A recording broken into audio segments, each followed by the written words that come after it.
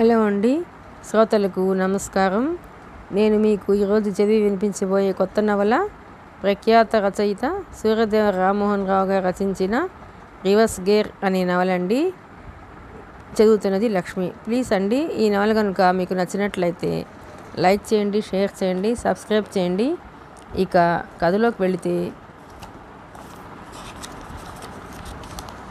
నేపథ్యం మారుతున్న వర్తమాన ప్రపంచంలో ఆధునిక మహిళ పోరాటం చేస్తోంది. ఇండియా లాంటి దేశాల్లో ఆర్థిక స్వావలంబన ప్రధాన ఆశయం కాగా, ప్రపంచ మహిళ తనని తాను తన వ్యక్తిగత రీత్యా నిరూపించుకోవడం కోసం పవర్ ఒక గోల్గా నిర్ణయించుకుంది. ఇంట బయట పనిచేసే గవర్నమెంట్ ఆఫీసుల్లో, ప్రైవేట్ సెక్టారుల్లో తన ఉనికికే ప్రాధాన్యతనివ్వటం ఈ శతాబ్దం సాధించిన విజయం. ఈ విజయ పరంపరలో మహిళ ఎవరిని అనుకున్నా పురుషుని ఆధిపత్యాన్ని అణచడానికి సెక్స్ని బలమైన ఆయుధంగా ఉపయోగిస్తోందని సెక్సాలజిస్టులు చెప్తున్నారు.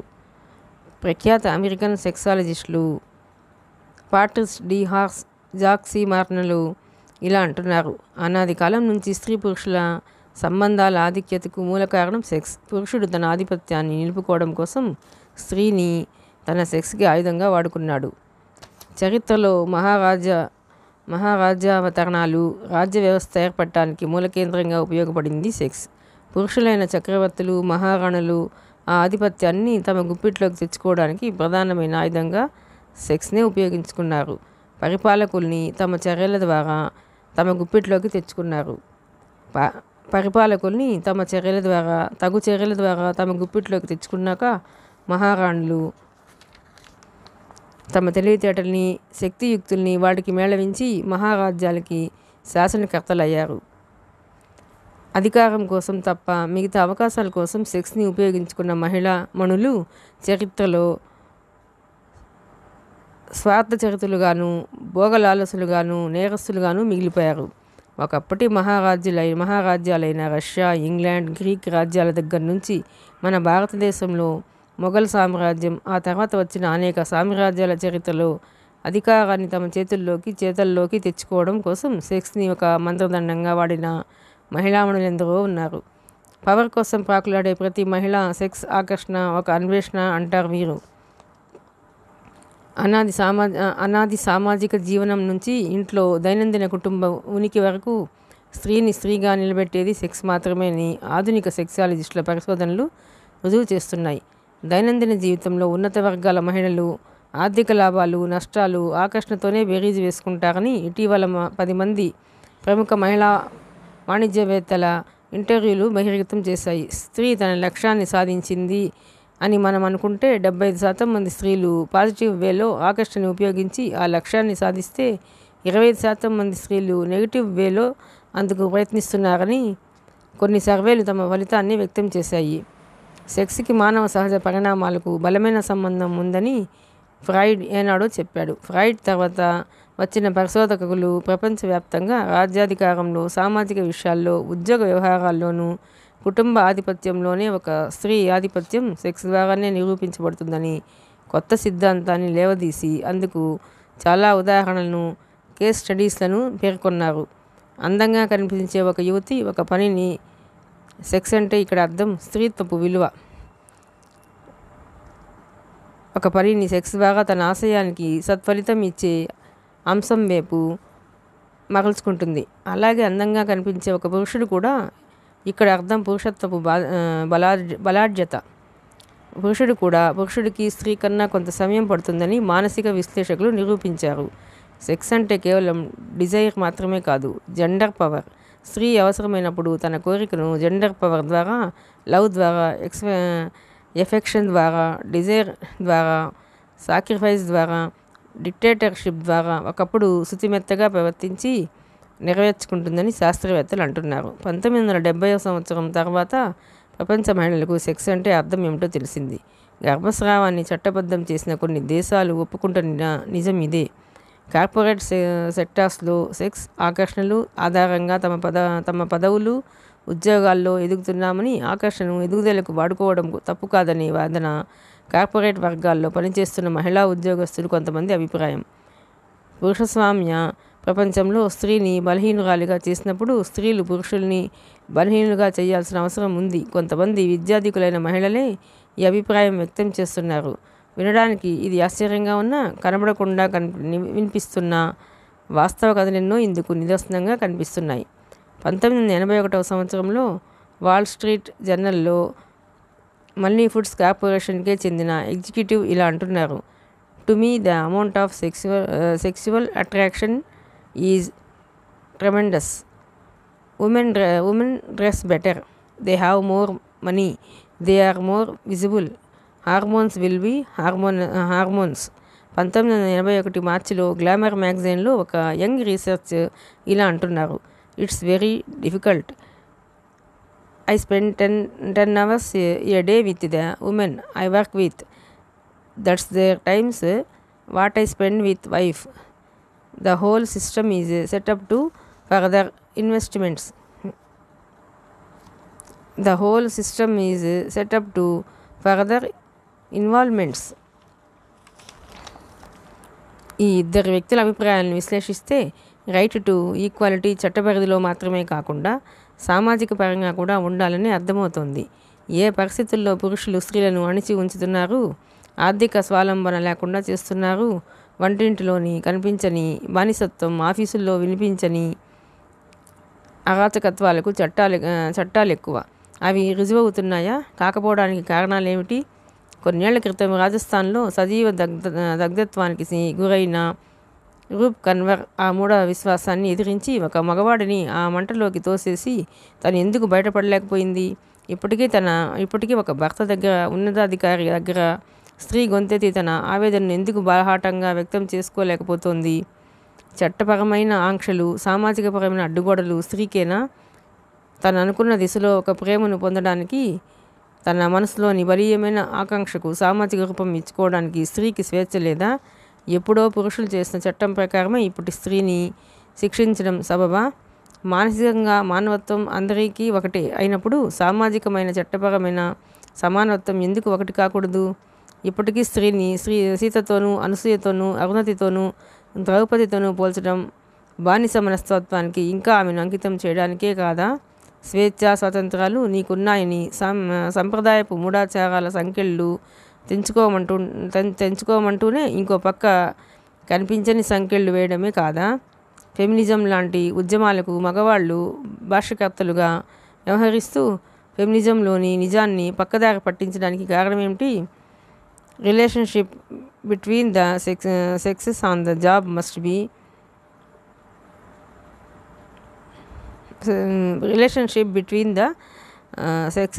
job must be acknowledged and dot within light of today's atmosphere of freedom and equality. Equality in and but bed is the goal, if not the fully realized reality అని వాదిస్తున్న నేటి తరపు మహిళ ఆర్తిలో వాస్తవం లేదా? 25 ఏళ్ళ నుంచి 70 ఏళ్ళు దాటిన ఒక మగవాడు వయసుతో సంబంధం లేకుండా ఒక స్త్రీ వెనక పడచ్చు. నిస్సిగ్గుగా తమ కామ ప్రకోపాన్ని వ్యక్తం చేసి కోరిక తీర్చమని వేధించవచ్చు. ఆ స్త్రీ అందుకు అభ్యర్థం వ్యక్తం చేస్తే తన బలంతోనూ ధనబలంతోనూ ఆమెను బలవంతంగా రేప్ చేసి పైశాచికంగా ఆనందించవచ్చు. ఆటబొమ్మగా ఆడుకుని వదిలివేయచ్చు. చట్టానికి దొరికిన ఆ మనిషిలోని పశుత్వానికి శిక్ష పడదు. కానీ ఒక యువతి పురుషుడి పట్ల అలా ప్రవర్తిస్తే, ఒక పురుషుడు ఒక స్త్రీని రేప్ చేస్తే ఆ రేప్కు గురైన వ్యక్తిని పెళ్లి చేసుకోవాలనే సామాజిక సూత్రం కొన్ని ఆదిమవాసుల తెగల్లో ఇప్పటికీ బలమైన సాంఘిక సూత్రంగా ఉంది. కానీ స్త్రీ మానసిక వైరుధ్యాల సంకల్పాలకు సాంఘిక సూత్రాలు లేవు, చట్టాలు లేవు. స్త్రీ మనసును ఆర్ద్రీభవింపజేసే ప్రేమలోంచి కొత్త చట్టాలు పుడతాయి, కొన్ని సామాజిక సూత్రాలను నిర్దేశిస్తాయి. అలాంటి సామాజిక సూత్రాల అన్వేషణకు నాంది పలికిన ఓ ఆధునిక యువతి సాహసానికి, పట్టుదలకు అక్షరబద్ధమే ఈ నవల. అసలు కథ ప్రారంభం. సువిశాలమైన న్యాయస్థానం ప్రాంగణంలో సర్వసాధారణంగా అలుముకోవలసిన గంభీరత్వానికి బదులు గుసగుసలతో కూడుకున్న దిగ్భ్రాంతికరమైన వాతావరణం గూడు కట్టుకొని ఉంది. సరిగ్గా ఉదయం 11 గంటలైంది. 9వ నెంబర్ కోర్టు హాలు గంట మోగింది. సరిగ్గా అదే సమయానికి 2 న్యాయమూర్తులు కోర్టు హాల్లోకి ప్రవేశించారు. అందులో ఒకరు మహిళా న్యాయమూర్తి. విశాలమైన కోర్టు హాలు. చివరిలో ఉన్న పెద్ద టేబుల్కి వెనుక వైపున ఉన్న 2 కుర్చీల్లో ఆ ఇద్దరు ఆసీనులయ్యారు. ఆ కోర్టు హాల్లో విజిటర్స్ గ్యాలరీ లేదు. హాలు మధ్యలో కేవలం 1 డజన్ కుర్చీలు, వాటికి ఎదురుగా ఒక టేబుల్ అమర్చబడి ఉంది. అప్పటికే ఆ హాలులోకి చేరుకున్న 4 వ్యక్తులు లేచి న్యాయమూర్తులకు వినయంగా నమస్కరించి కూర్చున్నారు. ఆ 4 వ్యక్తుల్లో 2 న్యాయవాదులున్నారు. ఒకరు స్త్రీ న్యాయవాది, పేరు మాలవ్య. ఒకరు పురుష న్యాయవాది, పేరు ఆదిత్య. మిగతా 2 ఒకరు కేసు పెట్టినవారు, అతని పేరు మనోహర్. మరొకరు అభియోగం మోపబడినవారు, పేరు మాయాదేవి. స్త్రీ న్యాయవాది కుమారి మాలవ్య మనోహర్ తరపున వకాల్తా పుచ్చుకున్నారు. పురుష న్యాయవాది ఆదిత్య మాయాదేవి తరపున వకాల్తా పుచ్చుకున్నారు. మహిళా న్యాయమూర్తి శ్రీమతి ప్రమీలారాణి మహిళా న్యాయవాది మిస్ మాలవ్య వైపు ప్రసన్నంగా చూశారు. మాలవ్య తన పక్కనే కూర్చున్న తన క్లయింట్ మనోహర్ వైపు ఒక క్షణం చూసింది. మనోహర్ తన కొంచెం దూరంలో కూర్చున్న తన ప్రత్యర్థి మాయాదేవి వైపు కన్నెత్తి ఓరగా చూశాడు. 25 ఏళ్ల మనోహర్ అందంగా ఆడపిల్లలా ఉంటాడు. బలమైన కండలు, దృఢమైన శరీరం, ఆడపిల్లల పెదాల్లా తీర్చిదిద్దిన అందమైన ఎర్రని పెదవులకు ఒత్తైన మీసకట్టు, చురుకైన విశాలమైన ఆ కళ్ళు పైకెత్తినప్పుడు సన్నటి మెలికలతో కనపడే నుదురు అతని సొంతం. న్యాయమూర్తులిద్దరూ ఒకేసారి ఫైల్స్ ఓపెన్ చేశాడు.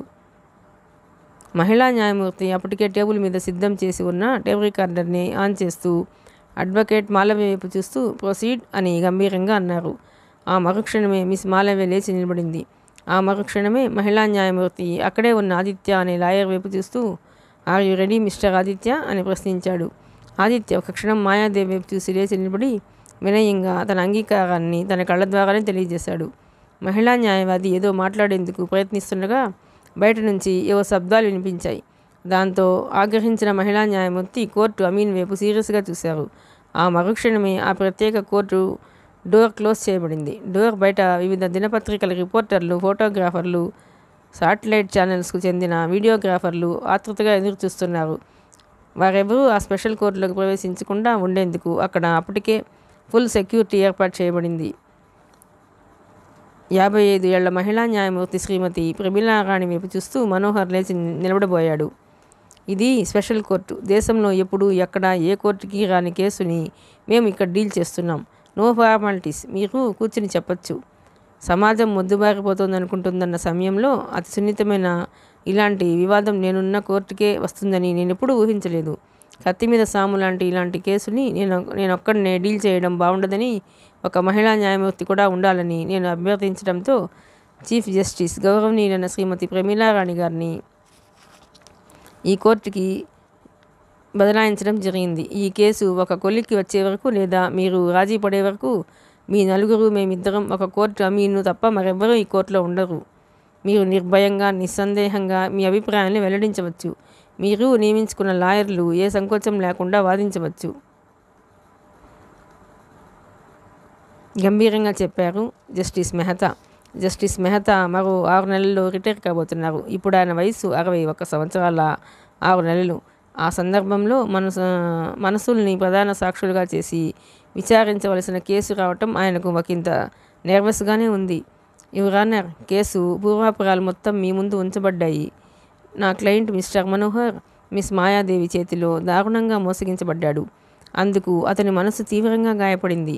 అందుకు తగిన శిక్ష విధించాలని, నా క్లయింట్కు న్యాయం చేకూర్చాలని సవినయంగా తెలియజేసుకుంటున్నాను అని లాయర్ మిస్ లావణ్య తన సీట్లో కూర్చుంది. లాయర్ మిస్ మాలవ్య తన సీట్లో కూర్చుంది. దీనికి మీ సమాధానం ఏమిటి అని అడిగాడు జస్టిస్ మెహతా లాయర్ ఆదిత్య వైపు చూస్తూ. లాయర్ ఆదిత్య ఏదో చెప్పేందుకు ప్రయత్నిస్తుండగా మిస్ మాయాదేవి చటుక్కున తన సీట్లోంచి లేచింది. నేను చేసింది ముమ్మాటికి తప్పు కాదు. నా కోరికలో న్యాయం ఉంది. అలా కోరటం రాజ్యాంగం నాకిచ్చిన ప్రాథమిక హక్కుగానే నేను భావిస్తున్నాను ఆవేశంగా అంది మాయ. ఈ ప్రపంచంలో నీకేది నచ్చితే అది నీ సొంతం చేసుకోవటం న్యాయమని నువ్వు భావిస్తున్నావా? ప్రాణం లేని ఏ వస్తువునైనా నీ సొంతం చేసుకోవటం నీ ఆర్థిక స్థితిగతుల మీద ఆధారపడి ఉంటుంది. అది తప్పని ఎవరూ అనలేరు. కానీ ఇక్కడ అలా జరగలేదే. జస్టిస్ మెహతా మాయాదేవి వైపు సూటిగా చూస్తూ అన్నారు. నా కోరికకి అనర్హత ఉందని మీరు భావిస్తున్నారా? ధైర్యంగానే అడిగింది మాయాదేవి. కొద్ది క్షణాలు అక్కడ నిశ్శబ్దం అలుముకుంది. టేప్ రికార్డర్ అక్కడ వినిపించే అతి చిన్న శబ్దాన్ని సైతం రికార్డ్ చేసుకుంటూ పోతోంది. మిస్టర్ మనోహర్, మీకు నాదో చిన్న సలహా. ఈ కేసును విత్డ్రా చేసుకుంటే అందరికీ బాగుంటుందేమో ఆలోచించకూడదు అనునయంగా చెప్పారు మహిళా న్యాయమూర్తి justice Pramila Rani. Sorry your honour, మీరే ఉద్దేశంతో ఈ సలహా ఇచ్చారో నేను అర్థం చేసుకోగలను. తప్పనిది స్త్రీ చేసినా పురుషుడు చేసినా తప్పు తప్పే అవుతుంది, కానీ ఒప్పు కాదు. ఈ కేసుని కొనసాగించడం మూలంగా ఎదురయ్యే పర్యవసానాన్ని ఎదుర్కోవటానికి నేను సిద్ధంగానే ఉన్నాను, స్థిరంగా అన్నాడు మనోహర్. యుగధర్మం మరో రీతిలో ప్రారంభం కాబోతుందనడానికి ఈ కేసే ఒక ఉదాహరణ. ఇక అసలు విషయానికి వస్తాను. మిస్ మాయాదేవి, నువ్వు అతన్ని ప్రేమించావా? అడిగింది జస్టిస్ ప్రమీలా రాణి. ప్రేమించాను, ఎలాంటి జంకు లేకుండా అంది మిస్ మాయాదేవి. నీది ఆకర్షణ అని నేనంటాను, నువ్వేమంటావు? సారీ, ఆకర్షణకి, వ్యామోహానికి, ప్రేమకి, ఆరాధనకి తేడా తెలియని వయసు కాదు నాది. నాకు ఇప్పుడు 24 సంవత్సరాలు. ఎవరడిగినా, ఎక్కడడిగినా, ఎప్పుడు అడిగినా నాదొకటే సమాధానం. నేను మనోహర్ని గాఢంగా ప్రేమించాను. అతను నిన్ను ప్రేమించాడా? జస్టిస్ మెహతా ప్రశ్నించారు. ప్రేమించాడు అని నువ్వే అనేసుకుంటున్నావా, లేక అతన్ని చర్యలను బట్టి అర్థం చేసుకున్నావా? అది నా నమ్మకం. ఇక్కడ నమ్మకాల కంటే ఆధారాలకే విలువ ఎక్కువ ఉంటుంది. అది నీకు బాగా తెలుసు అనుకుంటాను. మనుషులు కోర్టుకొస్తే ఆ మనుషులే న్యాయం గురించి మిమ్మల్ని అడిగితే మీరు అన్నది కరెక్ట్ కావచ్చు. మరి ఇక్కడ మనసులు కోర్టుకొచ్చాయి, మనుషులు కాదు. దయచేసి ఇది దృష్టిలో పెట్టుకుంటే న్యాయం జరుగుతుంది. న్యాయం మీకు జరగాలో అతనికి జరగాలో వాదనల చివర మేము నిర్ణయిస్తాం. ప్రస్తుతానికి అడిగిన దానికి సూటిగా సమాధానం చెప్తే చాలు, కొంచెం గట్టిగా అన్నాడు justice Mehta. Sorry your honour, అడగండి. ప్రాణం ఉన్న జీవిని సొంతం చేసుకోవాలనుకోవటంలో తప్పు లేకపోవచ్చు, కానీ అది చట్టబద్ధమైనదా కాదా అని ముందు ఆలోచించాలి. ప్రాణమున్న జీవే అయినా ఒక పులిని తెచ్చి నీ ఇంట్లో పెంచుకోవడం వన్యప్రాణి సంరక్షణ చట్టం ప్రకారం తప్పు అవుతుంది, అవునా? జస్టిస్ మెహతా కేసును ఎటువైపు లాక్కెళ్తున్నారో, ఏ మలుపు తిప్పుతున్నారో వెంటనే మాయాదేవికి అర్థం కాలేదు. కాసేపటికే లాయర్ ఆదిత్య మోకంలో సీరియస్నెస్ చోటు చేసుకుంది. తనను వాదించమని తనకు వకాల్తా ఇచ్చి ఇప్పుడు స్ట్రైట్గా మాయాదేవి తన తరపున తానే వాదించుకోవటం ఆదిత్యకి ఎందుకో నచ్చలేదు. అదే పద్ధతిలో జస్టిస్ మెహతాకి మాయాదేవికి వాదన జరిగితే మాయాదేవి ఓటమి వైపు మొగ్గు చూపక తప్పదు. ఆ నిర్ణయానికి వస్తూనే లాయర్ ఆదిత్య మాయాదేవి చెవిలో చిన్నగా ఏదో చెప్పాడు. అయినా ఆమె వినే స్థితిలో లేదు. వెనుకటి రోజుల్లో హత్యలు, దొంగతనాలు తక్కువగా జరిగేవి. అప్పుడు మనిషి తాను రక్షించుకోవడానికి తన ఇంటి కాపలాకి ఒక డాబర్మెన్ డాగ్ని తెచ్చి కాపలాగా పెట్టుకుంటే సరిపోయేది. మరి ఇప్పుడు పట్టపగలు నగరం నడిబొడ్డులో దొంగతనాలు, దోపిడీలు జరుగుతున్నా మనిషి తన ఆస్తిని కాపాడుకోలేని నిస్సహాయ స్థితిలో కూరుకుపోయాడు. ఈ పరిస్థితుల్లో ఒక మనిషి పులిని తన ఇంటికి రక్షణగా పెట్టుకుంటే తప్పేమిటి? చాలా విచిత్రమైన వాదన. ఆ పులి కట్టు తెంచుకుని బయటపడితే మిగతా ఇళ్లల్లో నివసించే మనుషుల మాట ఏమిటి? హింసలో పులి కంటే నేటి రాజకీయ నాయకుడు 10 రెట్లు ఎక్కువ స్థాయిలో ఉన్నాడు. సామాన్య మానవులకు అందవలసిన ఫలాలని కొద్దిమంది రాజకీయ నాయకులు దిగమింగేస్తుంటే అది తప్పు కిందకు రాదా? దాన్ని హింసగా గుర్తించరా? ఇక్కడ మనం వ్యవస్థ ప్రక్షాళన గురించి మాట్లాడుకోవటం లేదు. అది ఇప్పుడు మనకు ప్రధాన అంశం కాదు. Please come to the point. నీకు ఇష్టం వచ్చిన దాన్ని నీ ఇష్టం వచ్చిన రీతిలో సొంతం చేసుకోవటం తప్ప కాదా? అదే ప్రశ్న ఒక మగవాడిని మీరు అడగగలరా? జస్టిస్ మెహతా ఒక క్షణం మాట్లాడలేదు. పురుషాధిత్య అంగుళం విస్తరించుకుపోయిన ఈ సమాజంలో పురుషుడు ఏది కోరుకున్నా అది తప్పవటం లేదు. మొదట్లో అది తప్పుగా అనిపించినా ఈ సమాజం మగవాడికి కల్పించిన అవకాశాలతో అది తర్వాతైనా ఒప్పుగానే మారుతుంది. అదే స్త్రీ విషయంలో ఎందుకు జరగటం లేదు? నిర్భీతిగా అడిగింది మాయాదేవి. తిరిగి నువ్వు వివక్షత వైపు నీ దృష్టిని సారిస్తున్నావు. సారీ యువర్ ఆనర్, ఇప్పుడు ఇక్కడికి వచ్చిన కేసు ఒక స్త్రీ ఒక పురుషుడి మధ్య జరిగిన ఒక అనుభవం కారణంగానే కాదా? అబ్జెక్ట్ యువర్ ఆనర్, మా ఇద్దరి మధ్య జరిగిన దానికి అనుభవం అని పేరు పెడితే నేను ఒప్పుకోను. అది కేవలం ఒక దురదృష్టకరమైన సంఘటన మాత్రమే, ఒకంత ఆగ్రహంతో అన్నాడు Manohar. Objection sustained. You can proceed miss Mayadevi అని మనోహర్ వైపు తిరిగి ఆమె చేసిన తప్ప ఒప్ప అనేది తీర్చడానికే ఈ కోర్టు ఇక్కడ సమావేశమైంది. జరిగిన దానికి ఏ పేరు పెడదామని మీమాంసతో ఇక్కడ వాదన ప్రారంభం కాలేదు. Thank you your honour. ఈ ప్రపంచంలో అనుకున్న దాన్ని సాధించే విషయంలో మగవాడి కన్నా హక్కుల పరిధి ఎంతో విస్తృతమైంది. స్త్రీ జాతి పరిధిని ఆవగించ మందంలోకి కుదించడంతో మీకు వివక్షత కనిపించడం లేదా? ఆమె మాటల్లో తీవ్రమై సాంద్రతతో కూడుకున్న భావోద్వేగం విస్ఫుటమవుతోంది. జడ్జీలిద్దరూ ఏం మాట్లాడలేదు. I do not like men when they are defensive. They make false promise. They speak for effect.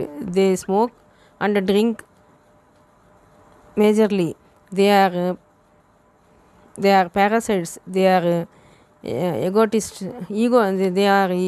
ఈగోటిస్ట్స్. అయినా నేను మనోహర్ని ప్రేమించాను. ఎందుకు ప్రేమించాను? జస్టిస్ మెహతాకు ఒక క్షణం దిగ్భ్రాంతిగా అనిపించింది. తన 30 ఏళ్ల సర్వీస్లో అలా వాదించిన యువతిని ఎప్పుడూ చూడలేదు. ఒక యువతి నేటి పురుషాధిక్య సమాజంలో ఎంతో ఫ్రాంక్గా, మరెంతో నిర్భీతితో, ఇంకెంతో ధైర్యంతో మాట్లాడటం మాయాదేవిలోనే చూస్తున్నారాయన. పురుషుణ్ణి నేను ప్రేమించను అని నువ్వు చెప్పటం సృష్టి ధర్మానికి విరుద్ధం. నువ్వు కోరుకున్న లక్షణాలు ఉన్న మగవాడు ఈ ప్రపంచంలో ఎక్కడో ఒక చోట ఉండకపోడు కదా. అలా ఉన్న మనోహర్నే నువ్వు ఇప్పుడు ప్రేమించాలంటున్నావు. అతనిలో నీకు నచ్చిన లక్షణాలు ఏమిటి? జస్టిస్ మెహతా ముఖంలో ప్రస్తుతం సీరియస్నెస్ లేదు. ఆసక్తి, ఆతృత మాత్రమే తొంగి చూస్తున్నాయి. Who are not afraid of expressing their vulnerable side, who are open-minded and set you free, who love animals and nature, who are physically fit and do not abuse themselves, who have a way with children. ఇవి నాకు నచ్చిన లక్షణాలు. ఈ లక్షణాలు ఈ రోజుల్లో ఏ మగాడికైనా ఉన్నాయా? పోనీ మీకున్నాయా? సూటిగా మాయాదేవి అడిగేసరికి జస్టిస్ మెహతా ఒక క్షణం ఉలికిపడ్డాడు. పక్కనే ఉన్న జస్టిస్ ప్రమీలా రాణి సన్నటి చిరునవ్వుతో జస్టిస్ మెహతా వైపు చూశారు. భాష మీద తనకున్న ఆధిపత్యంలో మిస్ మాయాదేవి వాదనని తప్పుదారి పట్టిస్తుందేమోనని నాకు అనుమానంగా ఉంది అని అన్నాడు మనోహర్ ఉక్రోషంగా. అందుకు జస్టిస్ ప్రమీలా రాణి చిన్నగా నవ్వారు. గతంలో నిన్నెవరైనా ప్రేమించారా? ఈసారి జస్టిస్ ప్రమీలా రాణి అడిగారు. బోలెడు మంది, ఐ మీన్ కౌంట్లెస్. ఎందుకు అంతమంది నేను ప్రేమించారంటావు? నా అందం చూసి కావచ్చు, అంగసౌష్టం చూసి కావచ్చు, కనుముక్కు తీరు చూసి కావచ్చు, మాట్లాడే విధానం చూసి కావచ్చు, నా కళ్ళల్లో పలికే భావాలను చూసి కావచ్చు. నువ్వు గొప్ప అందగత్తెవని అనుకుంటున్నావా? అనుకోవటం ఏమిటి? అది నిజం. నా అందం మీకు కనిపించటం లేదా? ఖచ్చితంగా నేను చాలా గొప్ప అందగత్తెని. అందులో నాకేమాత్రం సందేహం లేదు. ఇందులో మరెవరికైనా సందేహం ఉండాల్సిన అవసరం కూడా లేదు. అయితే నేను ఎప్పుడూ నా అందం పట్ల గర్వంగా ఫీల్ అవ్వలేదు. నా మనసులో పలికే భావాల పట్లే నేను ఎప్పుడూ గర్వపడుతుంటాను. వ్యక్తిత్వం అంటే నాకు చాలా ఇష్టం. నాకు ఓ ప్రత్యేకమైన వ్యక్తిత్వం ఉంది. నా వ్యక్తిత్వం మీద నాకు పరిపూర్ణమైన గౌరవాభిమానాలు ఉన్నాయి. నా అభిరుచుల్ని, ఇష్టాయిష్టాలని, అలవాట్లని చంపుకొని సగటు భారత స్త్రీలాగా నేను బతకలేను. అందుకే మనోహర్ని సొంతం చేసుకోవాలని ప్రయత్నించాను. మనోహర్ని వదిలేస్తే నీకు బాగా నచ్చిన పురుషులెవరు? జవహర్లాల్ నెహ్రూ, వాజ్పేయి, ఎన్టీ రామారావు, జాకీ షరాఫ్, అంజాద్ అలీ ఖాన్, జార్జియో అర్కానీ, అల్ఫసీకో పురుషత్వం ముట్టిపడే మగధీరులు వీళ్ళు. ఇంకా చెప్పాలంటే లార్డ్ శివ అంటే నాకు చాలా ఇష్టం.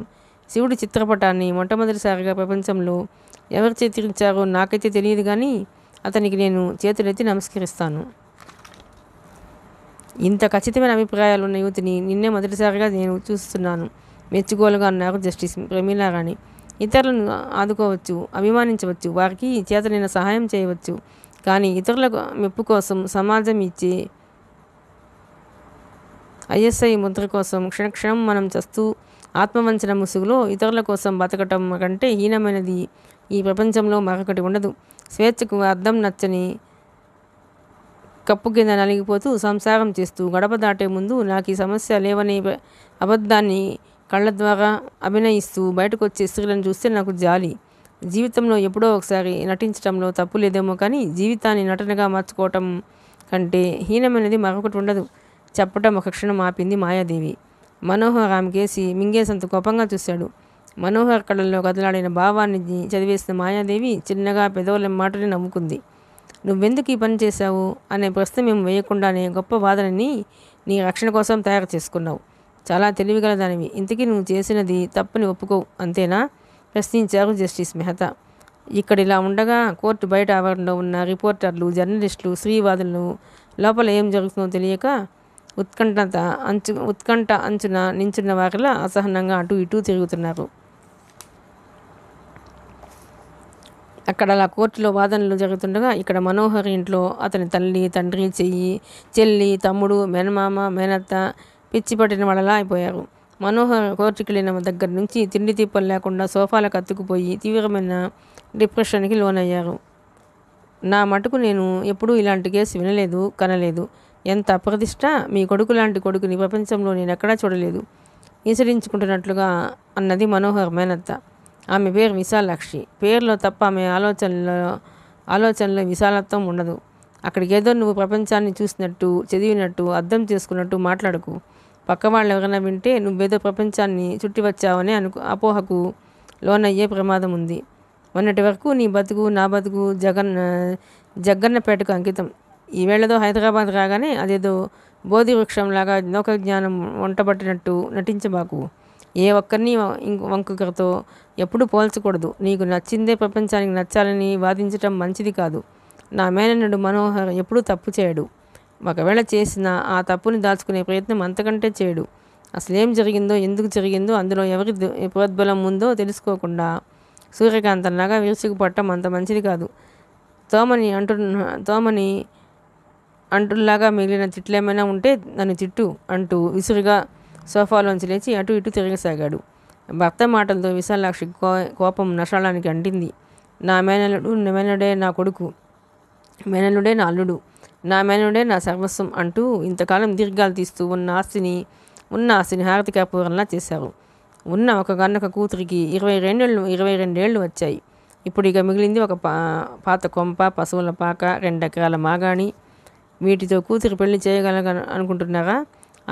ఆగ్రహావేశాలతో ఊగిపోతోంది విశాలాక్షి.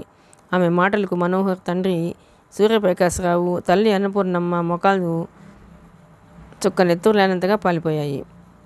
నేను ఆ రోజే చెప్పాను, ఉన్నదంతా తగలేసి నీ మేనల్లుడిని చదివిస్తే రేపు మన బిడ్డ బతుకు ఏమవుతుందని. విన్నారా? లేదు.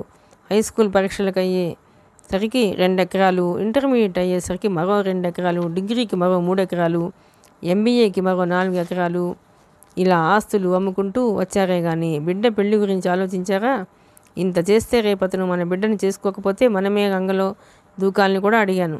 దానికి మీరేమన్నారు? నా మేనల్లుడు అలాంటి వాడు కాదు, నా అక్క అలాంటిది కాదు, నా బావ స్వార్థపరుడు కాదు అని కథల మీద కథలు అల్లి చెప్పారు. ఇప్పుడేం చేస్తావో చెయ్యండి అంటూ బయటతో కళ్ళు తుడుచుకుంటూ తల విసురుగా తిప్పింది విశాలాక్షి. నువ్వు కొద్దిగా ఓపిక పడతావా? నాకు మాత్రం నా కూతురు భవిష్యత్తు గురించి ఆందోళన ఉండదా? అసలు ఇంతకీ తప్పు మనోహర్ చేశాడా, మాయాదేవి చేసిందా? అదేదో తేలకుండా వాడిని పట్టుకు నిందిస్తావేంటి? విసుగ్గా అన్నాడు కుటుంబరావు. దాంతో మూతి ముడుచుకుంటూ లోపలికి వెళ్ళిపోయింది విశాలాక్షి. వెళుతున్న భార్య వైపు చూస్తూ నిట్టూర్చారాయన. వాడు కోర్టుకు వెళ్ళే వరకు తెలీదా? అసలు ఇలాంటి విషయాల్లో రచ్చకెక్కడం ఏమాత్రం భావ్యంగా ఉంటుంది? వాడు మంచివాడే కాదన్ను. కృతజ్ఞతకి అర్థం తెలిసిన వాడనే నా నమ్మకం. అయినా ఇలా చేయటం అన్నది నాకెందుకో రుచించటం లేదు మనసు కష్టపెట్టుకుంటూ అన్నాడు కుటుంబరావు. వాడింతకాలం వివేకవంతుడనే నేను అనుకున్నాను. వివేకవంతుడు ఒక మాట విని రెండవ మాట 2 మాటలు అర్థం చేసుకుంటాడు. నా నుంచి 10 మాటలు విని కూడా ఒక్క మాట అర్థం చేసుకోలేదు వాడు. అర్థం చేసుకుని ఉంటే ఈరోజు కోర్టుకు వెళ్ళేవాడు కాదు. రేపటి నుంచి నేను ఎలా తలెత్తుకు తిరగాలో నాకు అర్థం కావటం లేదు బాధగా అన్నాడు సూర్యప్రకాశరావు. ఆయన భార్య అన్నపూర్ణమ్మకు ఏడుపు ఒకటే తక్కువగా ఉంది. అంతా మాయకు గిట్టుకు కూడా మాయే. ముందు ఆ అమ్మాయిని నివారిస్తే ఎలా ఉంటుంది? సాలోచనగా అన్నాడు కుటుంబరావు. ఏమో నాకేమీ అర్థం కావటం లేదు అన్నాడు సూర్యప్రకాశరావు భారంగా. అసలు ఇంతకీ వాడికి మా అమ్మాయిని పెళ్లి చేసుకోవాలని ఉందా లేదా? అలా ఉన్నట్లు మీతో ఎప్పుడైనా చెప్పాడా? ఇప్పుడు నా భార్యకు నేనేం చెప్పాలో నాకు అర్థం కావటం లేదు అంటూ లోపలికి వెళ్ళిపోయాడు కుటుంబరావు. ఇంత పరువు తక్కువ పని చేసినందుకు వాడిని ఈరోజు క్షమించను. కోర్టు నుంచి రాగానే అటో ఇటో తేల్చేస్తాను అంటూ ఆగ్రహానికి లోనయ్యాడు సూర్యప్రకాశరావు. అప్పటికి తేరుకుంది అన్నపూర్ణమ్మ. నా కొడుకు అలాంటి వాడు కాదు. ఇంతకాలం ఎవరి డబ్బుతో చదువుకున్నాడో, నెలకి 10,000 జీతం ఎవరి మూలంగా వస్తుందో తెలుసుకోలేని అయోగ్యుడు కాదు వాడు నా కొడుకు. వాడి నగనగాన వాడి మేనమామ మీద కృతజ్ఞత నిండి ఉంది. ఈ ఎండల్లో పెళ్లి చేసుకోవాలని వాడు అనుకున్నాడు. ఈలోపు ఆ మాయపిల్ల మాయాదేవి ఏం చేసిందో ఏమిటో, మన వెనుక ఏమైనా కోట్లు ఉన్నాయనుకుందా, నిధి నిక్షేపాలు లంకి బిందెలు ఉన్నాయనుకుందా, ఏమనుకుని ఈ పని చేసింది? మాయాదేవిని తలుచుకుంటూ కోపంతో అంది అన్నపూర్ణమ్మ. పిచ్చిదాన, లంకి బిందెలు నిధి నిక్షేపాలు ఆ అమ్మాయికున్నన్ని ఈ నగరంలో ఎవరికీ లేవు. మరెందుకు ఆ పని చేసినట్టు ప్రశ్నించింది అన్నపూర్ణమ్మ. అసలు ఏం జరిగిందో, ఎందుకు జరిగిందో, ఎలా జరిగిందో మనోడు చెప్పి చస్తేగా తెలియటానికి. వాడికి ఫీలింగులు ఎక్కువైపోయినాయి. ప్రతిదానికి ఫీల్ అయిపోవడం, మూడ్లో లేదనటం, మనసు బాగోలేదనటం అలవాటైపోయింది వెదవకి. ఇప్పటి వరకు అయితే పర్వాలేదు. మనవాడు ఏ విషయం మీద కోర్టుకు వెళ్ళాడో రేపు బయట ప్రపంచానికి తెలియకపోదు. అప్పుడు మన పరిస్థితి ఏంటి? చిరాగ్గా అన్నాడు సూర్యప్రకాశ్రావు. ఆ సంభాషణ అంతా వింటున్న మనోహర్ తమ్ముడికి, చెల్లెలకి అసలు విషయం ఏమిటో తెలియక బిక్క చచ్చిపోయారు.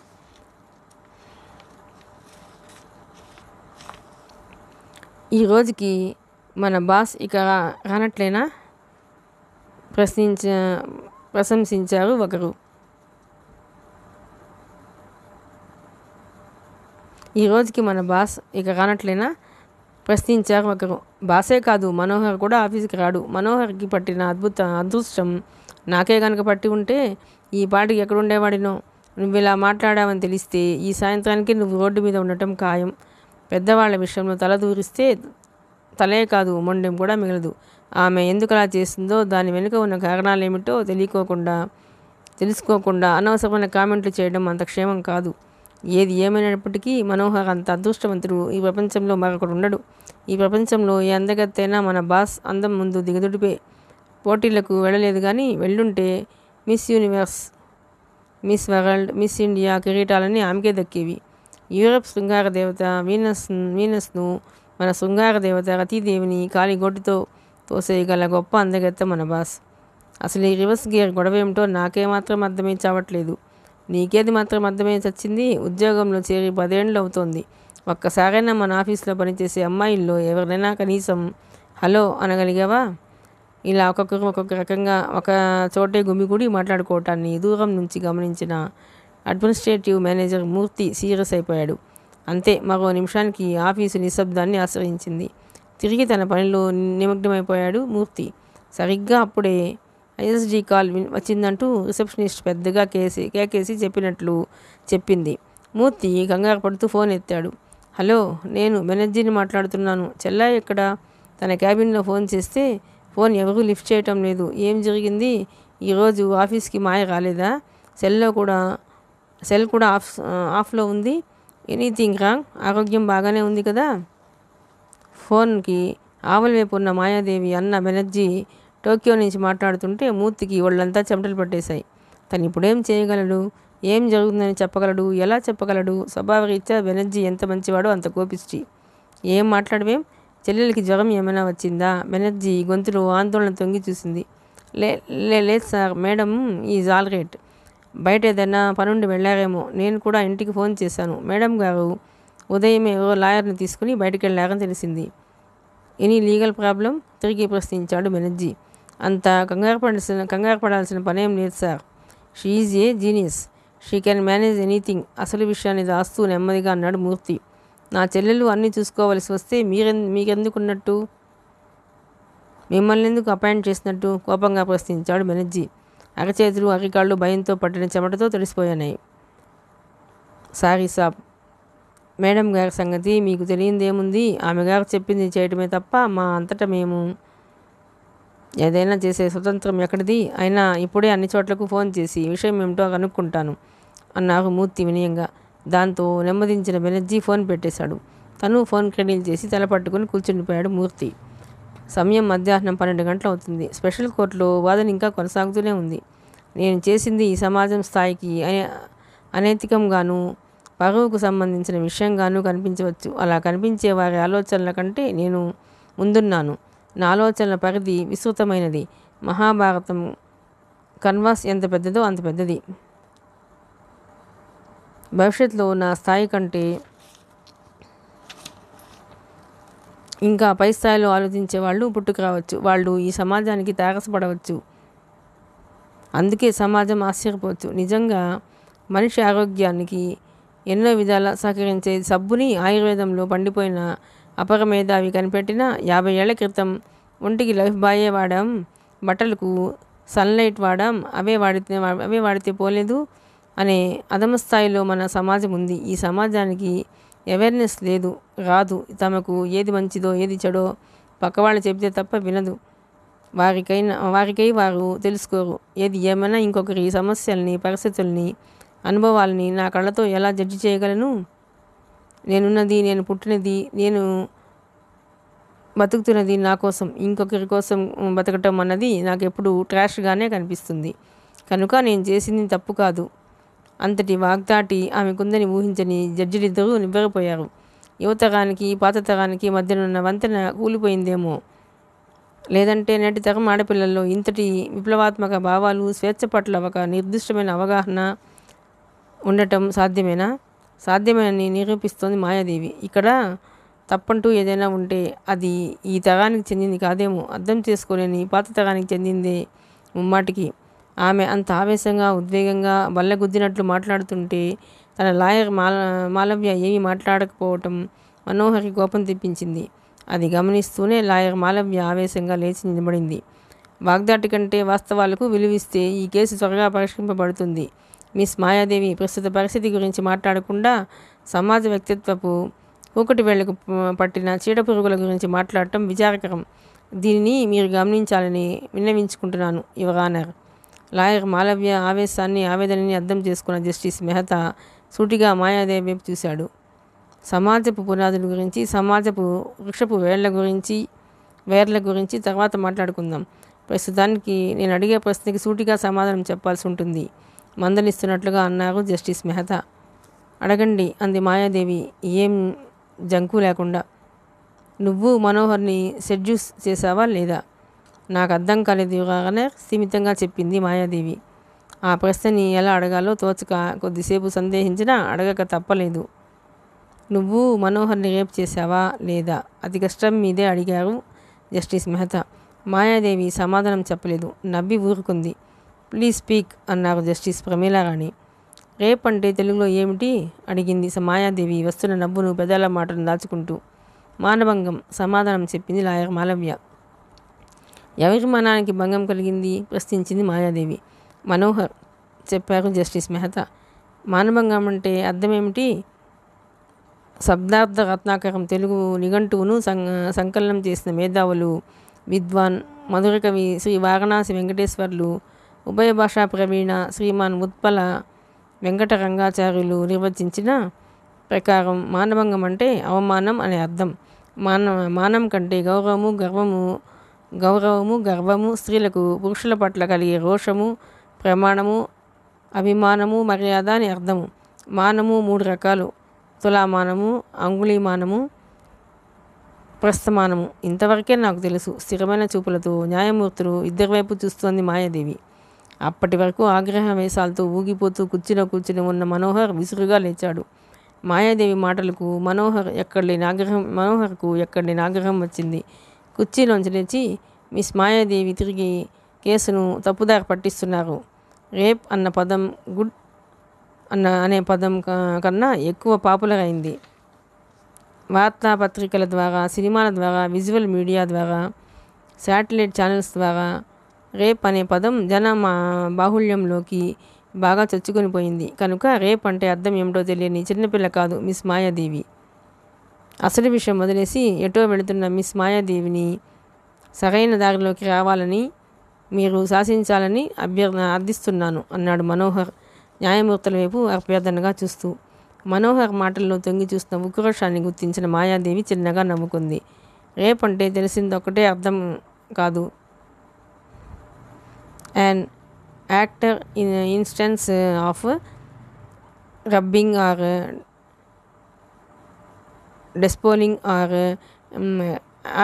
carrying away a person by force, sexual intercourse with a woman by a man without her consent and chiefly by force or deception compare.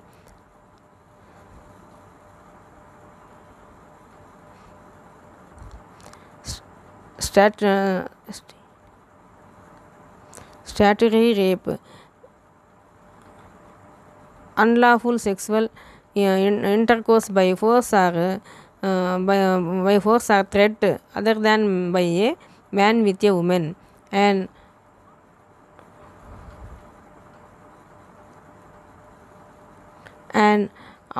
outrageous violation.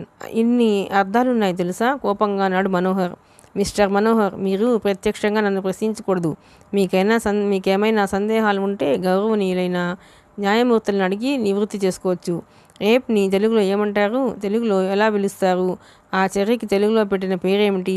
ముందుగా మనోహర్ వైపు చూసి మాయాదేవి, తర్వాత న్యాయమూర్తుల వైపు చూస్తూ అడిగింది. ఆ అమ్మాయి మనస్తత్వం ఏమిటో, ఆమెపై మోపిన అభియోగాన్ని ఎటువైపు లాక్కెళ్తుందో అర్థం కాక ఒక క్షణం న్యాయమూర్తులిద్దరూ ఒకరికేసి ఒకరు చూసుకున్నారు. The Indian penal code act number 45 of 1860 375 ప్రకారం రేప్ అన్నది సెక్సువల్ అఫెన్సెస్ కిందకు వస్తుంది.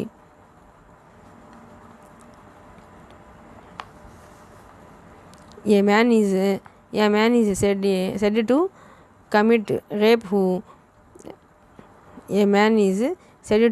rape who except in the case herein after accepted has a sexual intercourse with a woman under circumstances feeling under any of the 6 following descriptions. First, against her will. Secondly, without her consent. Thirdly, with her consent when her consent has been obtained by putting or any person in whom she is interested in fear of death or of hurt. Fourthly, with her consent when the man knows that he is not her husband, that her consent is given because she believes that he is another man to woman. She is or believes herself to be lawful married. Fifthly, with her consent when at the time of such consent by reason of unsoundness of mind or intoxication or the administration by him personally or through another of any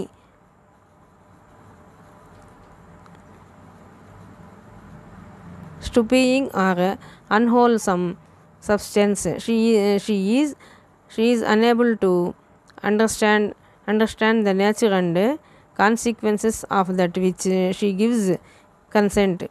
Sixthly, with or without her consent, whom she is under 16 years of age. Expectation.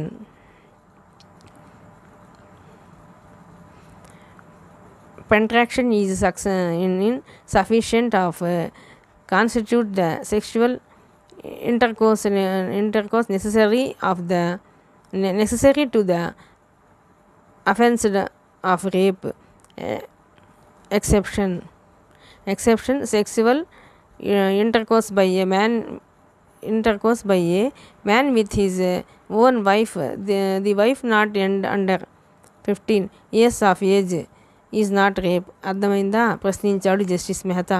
అర్థం చేసుకునే ప్రయత్నంలో నిమగ్నమైనట్లు కనిపించింది మాయాదేవి. అప్పటికీ ఆ case కోసం కేటాయించిన సమయం అయిపోవడంతో కేసును వాయిదా వేస్తున్నట్లు ప్రకటించి సీట్లోంచి లేచి నిల్చున్నారు జస్టిస్ ప్రమీలారాణి.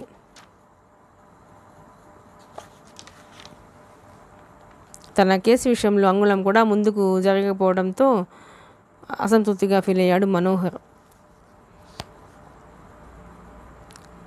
క్యూబిక్స్లా పార్టీషన్ చేసిన గదులు ఆ హాల్లో ఓ 50 దాకా ఉన్నాయి. వాటి మధ్యలో పొడవైన దారి. ఆ దారికి అటు ఇటు ఇండోర్ ప్లాంట్స్, కుండీలు, సెల్యూట్ చేసే సైనికుల్లా. ఆ దారి నేరుగా చైర్పర్సన్ సూట్ కేసి దారి తీస్తుంది. ఆ దారి పొడవునా రెడ్ కార్పెట్. ఆ హాల్లో సుమారు 60 మంది దాకా ఉన్న సిబ్బంది నియంత్రించిన రోబోట్స్లా పనిచేసుకుపోతుండగా హాల్ చివరనున్న యాంటిక్ యాంటిక్ లాంటి పెద్ద సైజు అలారం క్లాక్ 6 సార్లు మోగింది శ్రావ్యంగా. సాయంత్రం 4 గంటల నుంచి అలారం కేసు చూసే ప్రభుత్వ ఉద్యోగుల్లా వయసు మళ్ళిన ఫైల్స్ని హడావిడిగా మూసేసినట్లు కాక, వృత్తిపై బాధ్యతతో, ఉద్యోగంపై గౌరవంతో చివరి దశ పనుల్ని ముగించే ప్రయత్నంలో పడిపోయారు. సరిగ్గా అప్పుడే చైర్పర్సన్ ఛాంబర్ కాలింగ్ బజర్ మోగింది. అటెండర్ హడావిడిగా లోపలికి వెళ్ళి నిమిషంలో హాల్లోకి తిరిగి వచ్చి సరాసరి మనోహర్ క్యూబిక్ దగ్గరికి వెళ్ళాడు. సార్, మేడం గారు మిమ్మల్ని రమ్మంటున్నారు అన్నాడు వినయంగా. ఒక క్షణం అటెండర్ కేసి అసహనంగా చూశాడు మనోహర్. ఆ చూపుల్ని భరించలేక తలదించుకున్నాడు అటెండర్. అది ప్రతిరోజు జరిగే కార్యక్రమమే. ఆ విషయం అక్కడ పనిచేసే సిబ్బందికి తెలిసినా దాని పర్యవసానం ఏమిటన్నదే వారి మెదళ్లలో సస్పెన్స్గా గూడు కట్టుకుని ఉంటుంది. అయినా చైర్పర్సన్ మ్యాటర్స్లో తలదూర్చటం, ఆసక్తి చూపించటం ఉద్యోగానికి ఎసరు తెస్తుందని ఎవరికి వారే ఏమీ తెలియనట్లు పని ముగించుకొని వెళ్ళిపోయారు. ప్లీజ్ కమ్ మిస్టర్ మనోహర్ అంది మాయ హస్కీగా. ఆమె కంఠం సహజంగానే మత్తుగా మరెంతో గమ్మత్తుగా ఉంటుంది.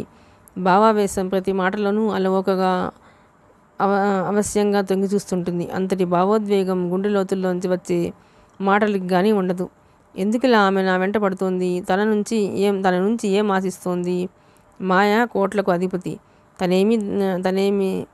తనీమె దగ్గర బతుకు తెరువు కోసం వచ్చినవాడు. తనకు ఈమె ఎప్పుడూ అర్థం కాలేదు, ఇకపై కాదేమో కూడా. ఏం ఆలోచించావు? అడిగిందామె. దేని గురించి? ఏమీ తెలియనట్లే, అంతకు ముందేమీ జరగనట్లే అడిగాడు మనోహర్. ముగ్ధ మనోహరంగా నవ్విందామె. తెరలుగా అలలుగా. ఎవరికైనా బెటర్ ఛాయిస్ లభించే అవకాశం ఉన్నప్పుడు మనసుని నచ్చని మనిషితో ఎందుకు జీవితాన్ని ముడివేసుకోవాలి? సూటిగా మనోహర్ ముఖంలోకి చూస్తూ అడిగింది మాయ. ఆమె వేసే ఏ ప్రశ్నకి తన దగ్గర సమాధానం లేదు. అంతర్లీనంగా ఉందేమో, ఉన్నా దానికి సరిపడా భాష, అది వ్యక్తీకరించే నేర్పు తనకి లేదు. హలో అంది మాయ చిలిపిగా. ఒకసారి తలెత్తి చూశాడు మనోహర్. మాయ ఎప్పుడు చూసినా ఫ్రిడ్జ్లోంచి తీసిన యాపిల్ పండ్లా ఫ్రెష్గా ఉంటుంది. ఎన్ని గంటలు వర్క్ చేసినా, మరెంతో శ్రమకు లోనైనా దాని తాలూకు అలసట ఆమె మొహంలో కనిపించదు. మనసు అలసటకు లోను కాకపోతే మనిషి కూడా అలసటకు లోను కాగానే ఆరోగ్య సూత్రం ఈమె పట్ల అక్షరాలా నిజమనిపిస్తుంది. భాస్వరం లాంటి ఆడపిల్ల ప్రేమతడిలో ఉన్నంతవరకే ప్రశాంతంగా ఉండి దానిలోంచి బయటపడగానే బగ్గునమండే ఉద్వేగపు లక్షణాలు మన బాస్లో పుష్కలంగా ఉన్నాయనే తన కొలీగ్ దుర్గాప్రసాద్ మాటలు నిజమేననిపిస్తుంటాయి.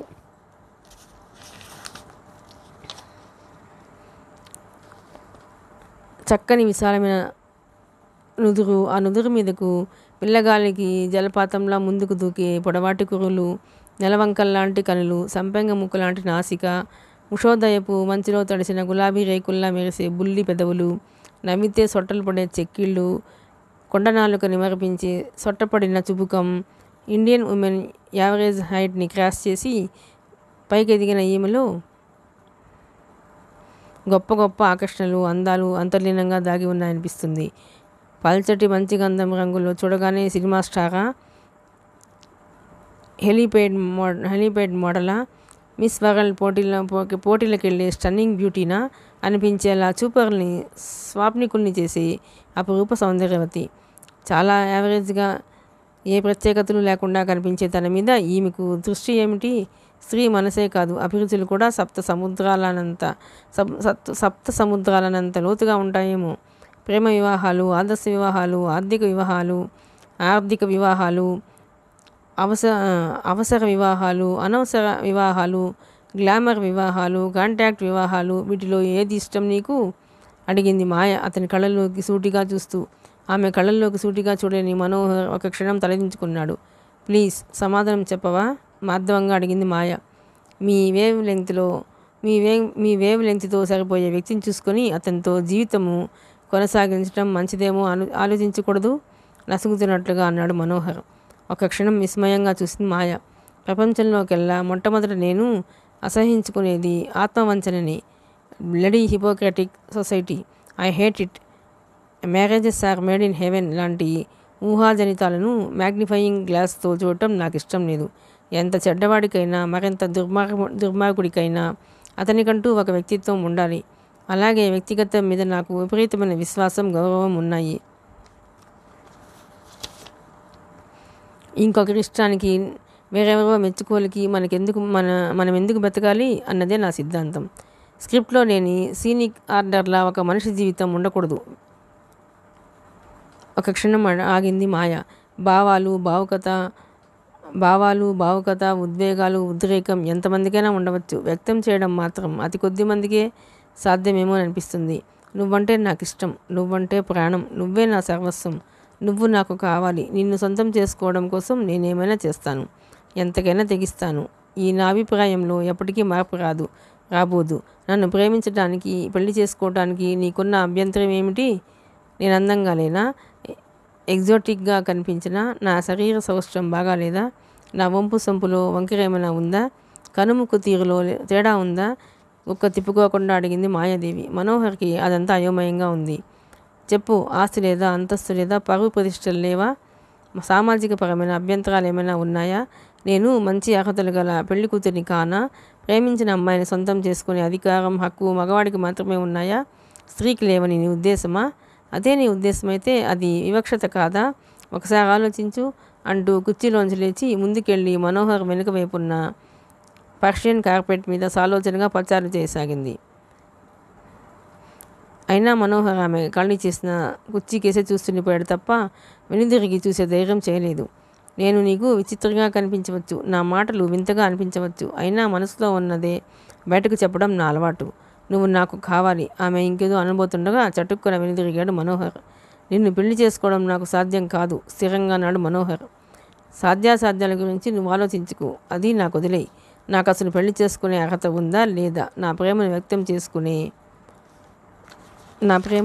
చేసుకునే హక్కు నాకుందా లేదా? నా ఇష్టానికి అనుగుణంగా నా జీవితాన్ని మలుచుకునేందుకు ఎవరికైనా అభ్యంతరం ఎందుకు ఉండాలి? ఎంతో ఉద్వేగంగా అన్నది మాయ.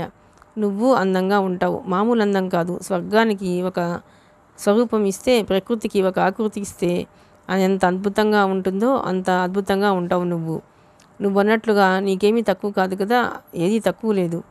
మరేం, ఏమిటి నీ అభ్యంతరం? ఎందుకు నాతో జీవితాన్ని పంచుకొని అంటున్నావు? ఒకంత తీవ్ర స్వరంతో అడిగింది మాయ. వెంటనే సమాధానం చెప్పలేని మనోహర్ కుర్చీలోంచి లేచాడు. తనెంత ఫ్రాంక్గా అడిగినా సరైన సమాధానం సూటిగా చెప్పలేని మనోహర్ కేసి కోపంగా చూసింది. ఆమె కళ్ళల్లో కనిపించిన ఆగ్రహాన్ని చూడగానే మనోహర్ నర్వస్గా ఫీల్ అయ్యాడు. పుట్టిన దగ్గర నుంచి ఓటమనేది ఎరుగని మాయ మనోహర్ ప్రవర్తనకి లోలోనే ఉద్రిక్తతకు లోనైంది. ఇంకా అక్కడే ఉంటే మరేమడుగుతుందో అర్థం కాని మనోహర్ వడివడిగా డోర్ కేసి నడిచాడు. మరుక్షణంలో స్ప్రింగ్ డోర్ తీసుకుని బయటకు అడుగేయబోతున్న మనోహర్ చేతిని కనురెప్ప పాటలో అందుకుని అతని చేతికి తన పెదవులని మృదువుగా అద్దింది. ఆ వెంటనే తన వాలుకన్నని పైకెత్తి ఓరగా మనోహర్ కేసి చూసి కన్నుగీటింది. ఆ చర్యతో పెద్ద మిస్సైల్ నెత్తి మీద పడ్డట్టుగా భయపడిపోయిన మనోహర్ పరుగులాంటి నడకతో అక్కడి నుంచి అదృశ్యమైపోయాడు. భయంతో పారిపోతున్న మనోహర్ని వెనక నుంచి చూసిన మాయ ఒక క్షణం నిట్టూర్చింది. మనోహర్ని ఎలా ఒప్పించాలో, అతన్ని తన దారికి ఎలా తెప్పించుకోవాలో తెలియని మాయ వెనక్కి వెళ్ళి తన కుర్చీలో కూర్చుని సీలింగ్ కేసి చూస్తూ ఆలోచనల్లో పడిపోయింది. పై సంఘటన జరిగి సరిగ్గా ఆ రోజుకు 6 నెలలైంది. జ్ఞాపకాల పగల్లోంచి బయటకు వస్తూ కళ్ళెప్పింది మాయాదేవి. డ్రైవర్ కారు తెచ్చి ఎదురుగా పెట్టి బ్యాక్ డోర్ తెరిచి వినయంగా నిలబడ్డాడు. అప్పటిక స్పెషల్ కోర్టు నుంచి బయటకు వచ్చిన మాయాదేవి మీద కొన్ని వందల జతల కళ్ళు కేంద్రీకృతమై ఉన్నాయి. అది గమనించిన మాయాదేవి చిన్నగా నవ్వుకుంది.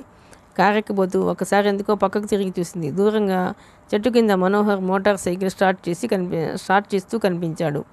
అంతే, ఆ మరుక్షణమే మనోహర్ కేసి వేగంగా నడిచింది. ఎందుకొచ్చిన గొడవ చెప్పు, నా మాట విని కేసు విత్డ్రా చేసుకోకూడదు? నవ్వుతూ అడిగింది మాయాదేవి. అసలే మోటార్ సైకిల్ స్టార్ట్ కాక ఇరిటేషన్లో ఉన్న మనోహర్ విసురుగా తలెత్తి కోపంగా ఆమె కేసు చూశాడు. ఎందుకయ్యా బాబు అంత కోపంగా చూస్తావు? ఇండియన్ పీనల్ కోడ్ సెక్షన్ 375లో ఒక విషయం పొందుపరచడం రాజ్యాంగ నిర్మాతలు విస్మరించారు. అదేమిటో మీకు తెలుసా నీకు? నవ్వుతూనే అంది మాయాదేవి. నాకేం తెలిసినా తెలియకపోయినా నువ్వు మాత్రం శిక్ష నుంచి తప్పించుకోలేవు, కోపంగా అన్నాడు మనోహర్. సాధారణంగా కోపంలో అలకలో ఆడవాళ్ళు అందంగా ఉంటారని తెలుసుకున్నాను. కోపం వచ్చినప్పుడు, ఉక్రోషం తన్నుకొచ్చినప్పుడు నువ్వెంత ముచ్చటగా ఉంటావో నీకు తెలియదు. నీవెంత కాకాపట్టినా పొగిడినా నేను కేసు విత్డ్రా చేసుకోను. నీలాంటి రౌడీ ఆడపిల్లలకు గుణపాఠం చెప్పి తీరాల్సిందే అని తిరిగి మోటార్ సైకిల్ స్టార్ట్ చేయడం ప్రారంభించాడు. మాయాదేవి అలా అతని కేసు చూస్తుండిపోయింది. మోటార్ సైకిల్ ఎంతకీ స్టార్ట్ కాలేదు. నీ జీవితం స్టార్ట్ కాని మోటార్ సైకిల్లో అయిపోకూడదు. నా మాట విను. భగవంతుడు జీవితాన్ని ఇచ్చింది ఆనందించడానికి, అనుభవించడానికి, వివాదాలతో వేదనతో శాంతిని ప్రశాంతతని కోల్పోవటానికి కాదు. సెక్షన్ 375లో పురుషుడు స్త్రీని రేప్ చేస్తే అందుకు ఏ శిక్ష విధించాలో ఉంది తప్ప స్త్రీ పురుషుడిని రేప్ చేస్తే ఏ శిక్ష విధించాలనేది అందులో లేదు. కావాలంటే ఇండియన్ పీనల్ కోడ్ బుక్ తెచ్చి క్షుణ్ణంగా చదువుకో. నీ మంచిగా చెబుతున్నాను. నువ్వు నా మీద గెలవలేవు. నువ్వే కాదు మరెవ్వరూ గెలవలేరు. నా తెలివితేటల మీద, నాకున్న సమయస్ఫూర్తి మీద, నా వ్యక్తిత్వం మీద నాకు అంత నమ్మకం ఉంది అని తన కారు కేసి వెళ్ళిపోయింది మాయాదేవి.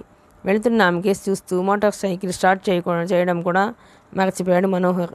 తనని రెచ్చగొట్టినందుకు ఆమె మీద కోపం రాకపోగా హఠాత్తుగా ఆలోచనలో పడిపోయాడు మనోహర్.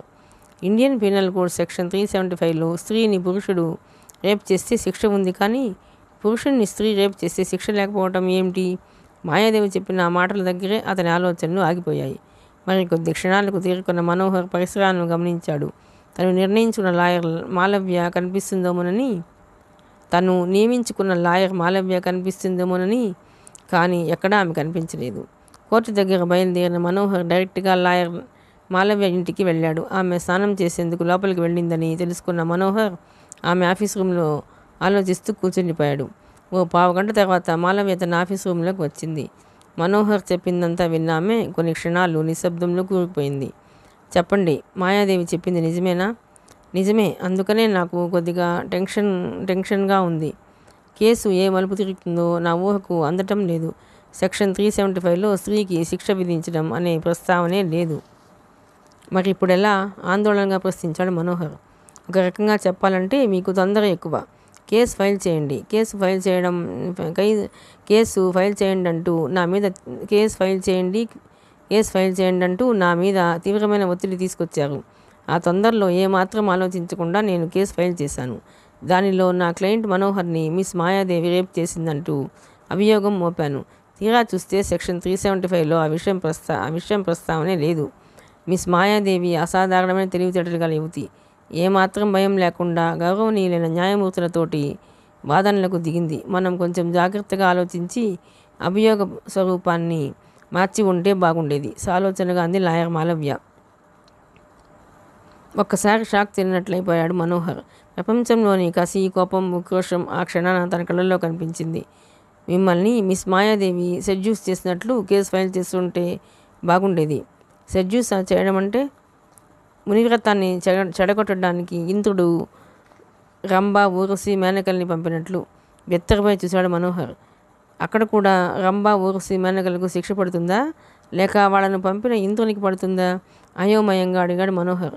మాలవ్య మాట్లాడకుండా ఏదో ఆలోచిస్తుండిపోయింది.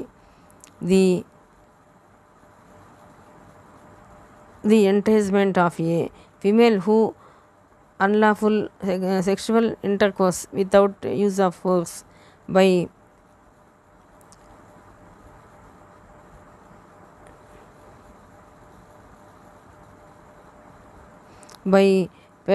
persuasion or false promises, temptation, something that attracts or charms. ఆ వాక్యాల కేసి చూస్తూ చాలా పొద్దుపోయే వరకు నెక్లెస్ రోడ్డు గార్డెన్లో కూర్చున్న మనోహర్ అటుగా వచ్చిన గార్డు మందలించడంతో ఇంటి దారి పట్టాడు. మిగతా కథ రెండో భాగం నుండి